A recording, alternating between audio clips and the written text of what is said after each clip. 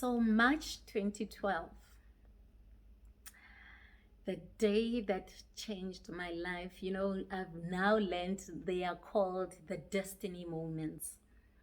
So there I was sitting in my flat in Centurion. It was a sunny, beautiful day, blue clouds, the train passing by because my flat was just behind the train station. It was just going up and down in Centurion. And I was at home watching TV, just having downtime because then I was working for one of the state owned entities as an accountant, a management accountant, right? So I get a call from one of my sisters. You'd know her because if you've been following my work, I did have a conversation with her last year, Austumi. And for those of you who know me, when I talk about my sisters, I'm talking about my cousins, right? So in my family, we have grown up calling each other sisters. So Austumi calls me, and at the time, as she was talking to me, then I knew things will never be the same again. I am Pulaa Montz, your inner voice magnified. So guys, I thought I should take you through the journey that I've been on in trying to find my purpose and as a result find inner peace. So the first destiny moment that started me on this journey was that call. It was in March. I don't remember the date exactly, but it was 2012 and it was a Saturday. And just a relaxed Saturday, I get a call from Austumi. And we chatted about whatever it was that we were talking about. And towards the end of the call, she says to me, "So Pulaa, how far are you with your dream?" I'm like, what are you talking about? Because at that time, I was an accountant in this state-owned entity. I mean, I was living my high school dream, right? It was exactly what I had planned for my life. I mean, by the age of 21, I was already appointed into one of the biggest mining companies we have in South Africa. And then by 2012, I had moved on from that company into the state-owned company. So my early 20s, life went perfectly, exactly as I had planned it out to be, right? So I was just having the time of my life and relaxed and being this young professional doing my own thing. And here's this woman asking me, how far am I with my dream? And then I said, what dream are you talking about? She said, remember when you were in tertiary, you said you were going to retire at the age of 35 and you will retire rich. Then it hit me. Oh my gosh. I had read this book, Rich Dad, Poor Dad, when I was in tertiary. I think it was my third year in tertiary. And it sparked something in me, from a young age. I knew I was one of those people who just loved a beautiful life. I mean, I used to follow Top Billing. If some of you remember what Top Billing is, it was a show on SABC3 at the time. And it was a lifestyle show, rather. So basically for me, I followed it because of two things. The destinations that they would feature on that show and the homes that they would feature. And I would just look at those homes and feel like one day I'm going to own a home worthy of being featured on Top Billing. I mean, those were the kind of dreams that I would have. And I remember seeing Seychelles for the first time there, and I thought that would be my dream. That was my dream destination. And I thought at the time that, when I retire at the age of 65, I'm going to take my pension funds and I'm going to take myself to the Seychelles. I mean, I loved that island because I saw it on Top Billing, right? But then I moved on to tertiary. And then I read Rich Dad Poor Dad by Robert Kiyosaki. And then it stirred up that hunger for success, hunger for wealth again in me. And I remember telling everybody that I knew that, you know what, I'm going to retire young and retire rich, because basically that was the theme of that book. That is the theme for me of that book, you know, to get you to start thinking about money and wealth and wanting wealth and wanting the good life, right? So I was telling everybody, so here I am, a young professional. I'm back to my old dreams in high school. I forgot all about Robert Kiyosaki and his theories of me becoming a wealthy person, because, you know, I didn't grow up in a family of entrepreneurs, business people. I mean, my family, mostly we are professionals.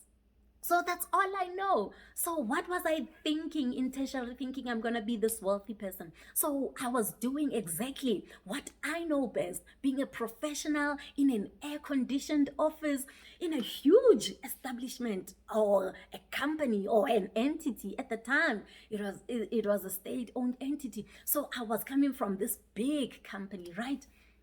So life was good as I know it. And all those dreams that I had parked them, because, I mean, there was just no way they were going to happen. So fast forward to 2030. So the whole of 2020, I started working, but my mind was racing. I mean, it was all over the place. I was trying to figure out, what is it that I can do to make myself rich. At the time when she called me, I was 28 years and 8 months. I was about to turn 29.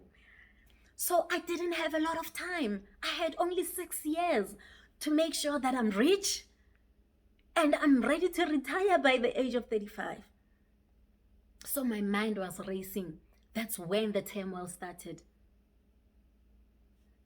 2013, April, I said I do, got married. And I mean, beyond April, now I knew that, like, I couldn't be in that state-owned entity anymore. I had to do something else. There must be something out there that will make sure that I retire at the age of 35 and retire rich. I mean, I was adamant. I knew in my spirit that what I was doing would not get me where I was hoping to get to. So I speak to my husband. We have a discussion around this thing. And I said to him, can I resign? Buying into my idea, not wanting to crush my dreams, he says yes. December 2013, I resigned from my job. They asked me to stay on, so eventually I leave January 14th. So now, the first week is fun because you're relaxed, you're home, you're breathing, I was just sleeping the whole week. The first week after leaving work, I was just sleeping. Then the reality started dawning on me. Okay, so I'm out here. What do I do? I had no clue what I was going to do. And then I was talking to this other lady, and I remember at some point she mentioned the fact that she wanted to buy a food truck. Because I didn't have a plan, I decided, okay, I'm going to beat her to it. I bought a food truck. So by end of February 2014, I had a food truck.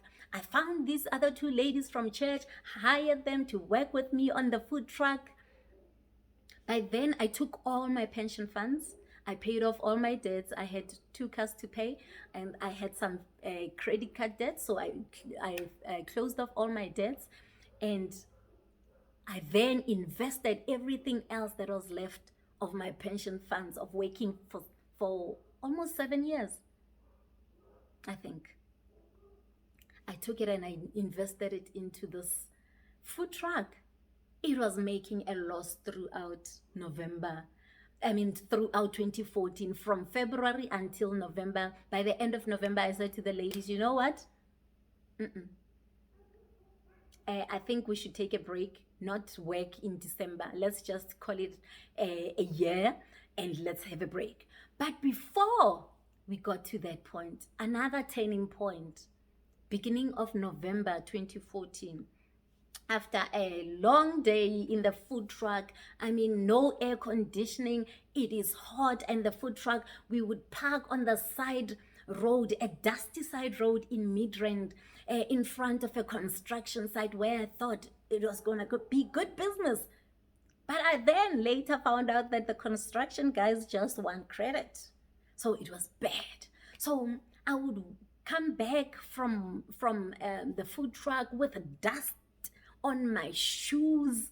We used to have a uniform and we were wearing black sneakers, right? Those black sneakers would be white with the dust that was coming from the construction site.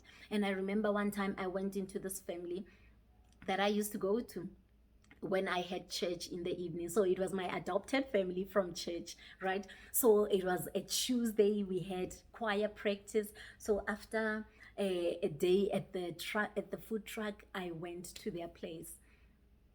I was sitting there with the younger sister. We were just chatting, and one of the brothers came in from work, and then he looked at me, and then he looked at my shoes, and then he said to me, "Auspuleng, what's wrong?" I'm like, "What's wrong? What do you mean, what's wrong?" He says, "Do you see how dirty you look? Look at your shoes." And they started laughing. And I laughed with them, right? It was funny. I'm like, you know what, leave me alone. I'm from a hard day's work. I mean, this is the result of a hard day's work, right? And we were laughing. So we went to church. Then later, as I was driving home, that laughter came back. It hit me like nobody's business. I couldn't believe it. Now it started to sink in. My dream of being a professional in a big company, having an air-conditioned office, was shattered. My dream in tertiary of being a young, wealthy person was not in sight. Here I was, married, unemployed, because that food truck was just not making money, and at the brink of being broke. So November, I shut down. I was running flat on cash. I mean, all my pension funds were invested in that thing, and it was just not making money. The 31st of December, I packed that thing at my one of my sister's place in Rustenburg. So we went to her mother's place, my aunt's place, for the 31st, the first, you know, those celebrations, New Year's Eve, New Year's, we went to their place in Joburg, in Springs rather. When we came back, on the 3rd, I get a call from my sister. She says, "Pulaa, there was a break-in. They stole everything in the food truck. So here's an empty shell. It has nothing." I remember my mom and I drove to her place. When we got there, police were all over the place trying to take fingerprints. I mean, it was just some scene. And in my mind, I'm thinking, okay, it is January. I was supposed to go back to Midrand, the dusty side road of Midrand.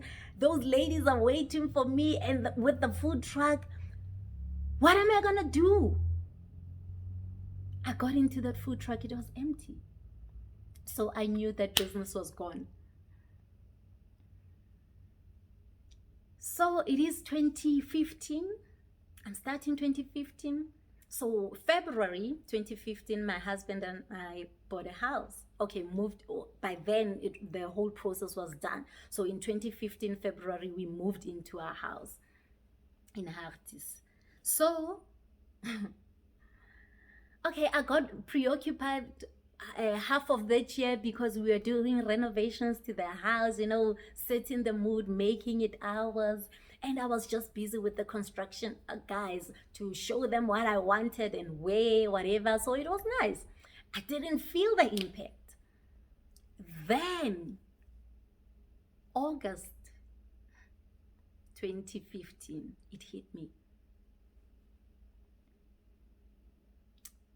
Like, I don't have money. I don't have work. Here I am. I'm a housewife. This is not what I had in mind for my life. That was a shock to my system. So, fast forward, 2015, December went by, and then we started 2016. But then in 2016, something started happening. Now I'm almost 3 years in marriage. I'm thinking, I don't have a child.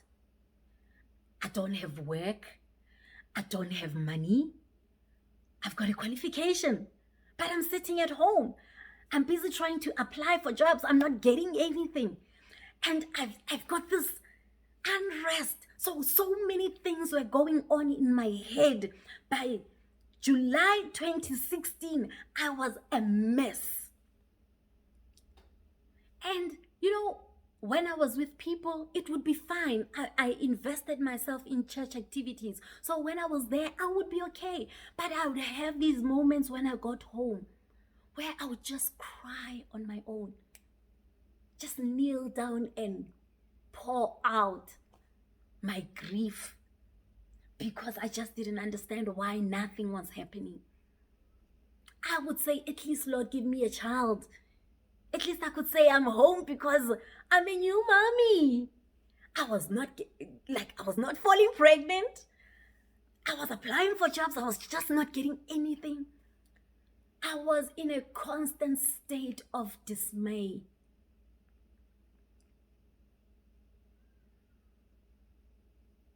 Beginning of October 2016, during one of the church activities, after that activity, I think it was a choir practice, one of the mothers at church called me up.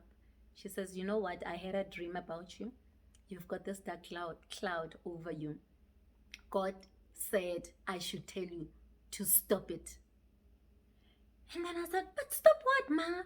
Like, I would be literally happy when I was with people, but have those moments of grief when I was alone at home. So I said, stop what? She says, God said I must tell you to stop it. And then I said, okay, Ma. I went home.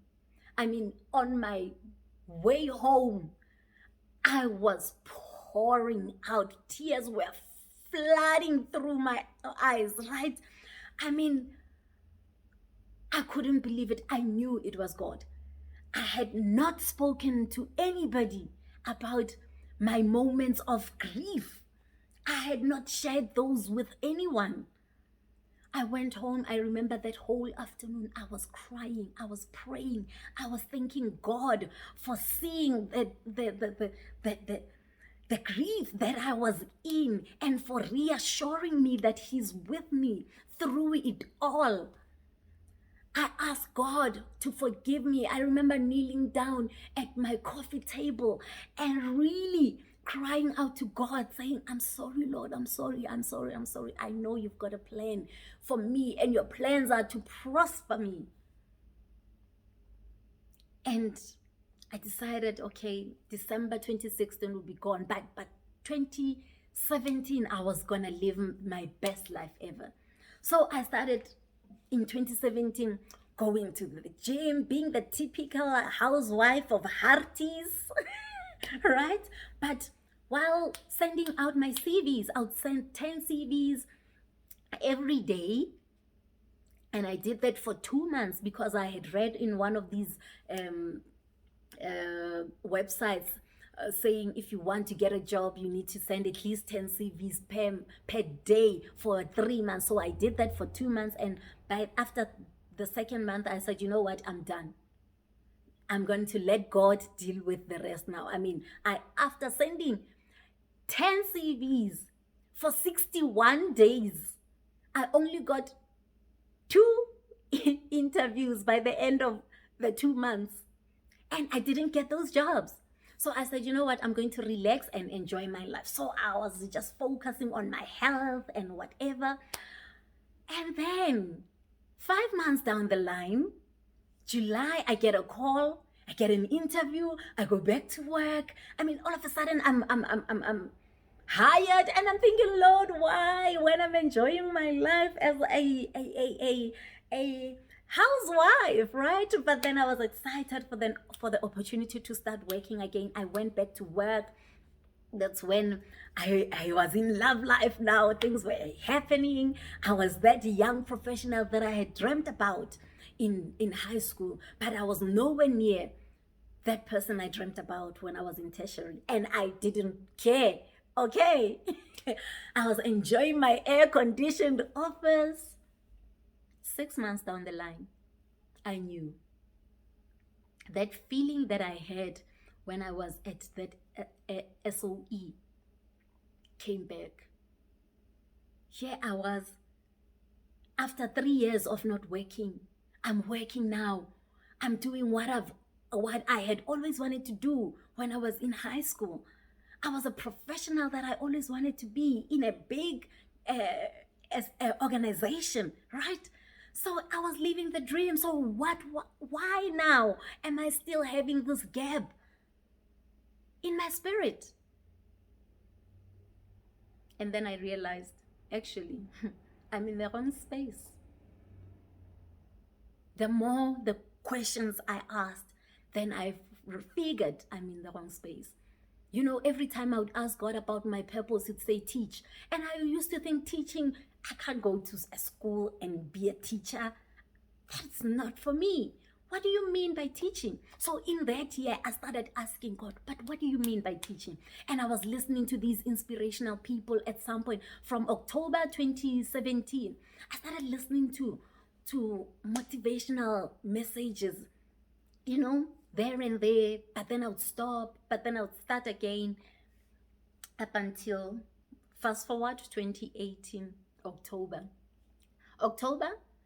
The reason why things happen in October, because that's my birthday month. So normally I reflect, I do reflections in October, then I have life-changing moments in October, because that's when I'm really reflecting. So 2018 now, a year later, or over a year later of working, I'm sitting there thinking, okay, what am I going to do? Because I still have this gap in my spirit. It doesn't matter the kind of responsibilities that I'm having at work. I still have this gap. So finally I decided, okay, apparently if you want to be wealthy or you want to be successful, you must listen to successful people or wealthy people. So I decided, okay, every single day, because I was driving almost 2 hours, there were road construction somewhere along the road from my house to work. So I was driving almost 2 hours every day going to work, and another 2 hours coming back. So almost 4 hours on the road. So I said, you know what, I'm going to use my drive time to get ahead, according to Terry Savelle, right? So I started listening to these inspirational messages, and I was determined this time not to break my promise to myself. Monday, whenever I was in the car, I would be listening to these motivational people. I had Alan Berg, I had Terry Savelle Foy CDs, I had Dr. Miles Monroe. So that is everything. That is all I was listening to every time I drove. When I was driving to church, that's all I would listen to. And then 2 months later, on the 4th, or just over a month later, because this I decided on the 24th of October, on my birthday, 2018. And then I started listening from there on. And on the 4th of December only, 2018, while listening to Terry Savelle Foy, it was a dark morning, because I used to leave home at 5 o'clock. Driving through Harties mountains, through to Sainton, listening to this woman talking about success. Then it hit me. This is what God was talking about when he said teaching. This woman has been teaching me all along. Dr. Miles Monroe has been teaching me all along. Pastor Alan Beck has been teaching me all along. This is the kind of teaching that God has been talking about, but I just didn't give him enough time. I didn't stay on enough to hear his answer. So from 2012, March, while vigorously looking for my purpose, going through all of that I went through, it was as clear as daylight on the 4th of December, 2018. On the spot, I knew I was going to resign because I finally knew what I was going to do with my life. And remember, I was 34. I had just turned 34. So my dream of retiring at 35 was coming true, because at 34, just 34 years and 1 month almost, I knew exactly what I was meant to do on this earth. And the feeling or the thought of resigning excited me, because I thought to myself, I have to resign now because I've wasted so much time. I need to catch up. I can't waste any more time in a space where I know I'm not supposed to be in. I mean, on that day when I felt or when I thought about resigning, then all of a sudden, just like that gap that was always in my spirit was filled. At the idea of me being in this space, teaching like this, I got fulfilled. And I finally knew what peace in your spirit is. So, fast forward, 2019 March, I left my work, my job, and started my work. As Dr. Miles Monroe would say, a job is something that you get paid to do. A work, whether you get paid or not, you do it. He says Jesus, when he was on earth, he never spoke about a job, but he said, I'm here to do the work that my Father has brought me on earth to do. So March 2019, that's when I stopped my job and started stepping into the world of peace, into the work that God had created me to do. So guys, I am excited about the Pulaa Montz Divine Interventions, because I know what it feels like to go through all of that, to go through turmoil. And I know what it feels like to finally find the peace that you've been looking for. So if you're one of those people, it doesn't matter whether it's your love life, whether it's your career, whether it's your finances, whether it's your relationship with your siblings. It doesn't matter, or your relationship with your parents. It doesn't matter what kind of turmoil you're dealing with. Turmoil in the spirit is turmoil in the spirit. I know what it feels like. And I want to help you get the peace that you're so looking for. So please register from the 1st of March until the 31st of March. No, sorry. Registration will happen from the 1st of March until the 20th of March, yes. Until the 20th of March, so that it gives me time to go through all the applications and select the people that I'll start working with from April. So I hope this video will make a difference in your life, even if you don't register. But I hope something that I've said has sparked something in you for you to want to do more with your life. I am Pulaa Montz, your inner peace and purpose coach.